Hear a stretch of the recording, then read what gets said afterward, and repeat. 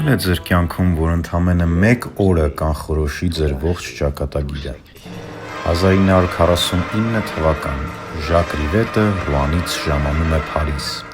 Նա դեռ ոչ մեկն է, բայց ընդամենը 10 տարի անց ինքը Կոդարի, Տրյուֆոյի, Կլոդ Շաբրոլի ու Էրիկ Ռոմերի հետ ստեղծելով ֆրանսիական նորալիքը կհեղափոխի համաշխարհային կինոյի դեմքը։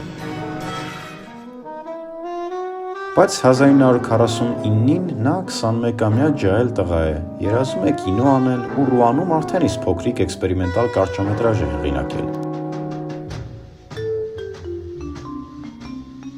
Գալով Փարիզ, նա հենց առաջին օրը մտնում է գրախանութ, որտեղ վաճառող է աշխատում մեկ ուրիշ ջահել տղա՝ Ժան Գրյուոն, թե Ռիվետի, թե Տրյուֆոյի, թե շատ ուրիշների ֆիլմերի ապագա նշանավոր սցենարիստը։ Զրույցի ընթացքում հասկանալով, որ Ռիվետը ռեժիսոր է, Գրյուոն ասում է. «Այսօր սինեմատեկում ֆիլմ են ցույց տալիս, արի միասին գնանք»։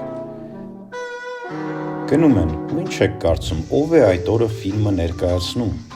Երիտասարդ կինոգետ, ապագա ռեժիսոր Էրիկ Ռոմերը, որի ներածական խոսքը ոգեշնչում է Ռիվետին սկսել գրել սեփական կինոգիտական հոդվածները։ Ու շատ հնարավոր է, որ այդ օրը դահլիճում ներկա էին նաև երիտասարդ Կոդարն ու Տրյուֆոն, որոնց հետ Ռիվետը կծանոթանա ավելի ուշ, մեկ այլ ցուցադրության ժամանակ։ Եվ այդ ամենը տեղի է ունեցել ընդամենը մեկ օրվա ընթացքում, կինոռեժիսոր դառնալու երազանքով Փարիզ ժամանելու հենց առաջին օրը։ Իսկ գիտեք, որ ֆիլմն էր այդ օրը ներկայացնում Ռոմերը։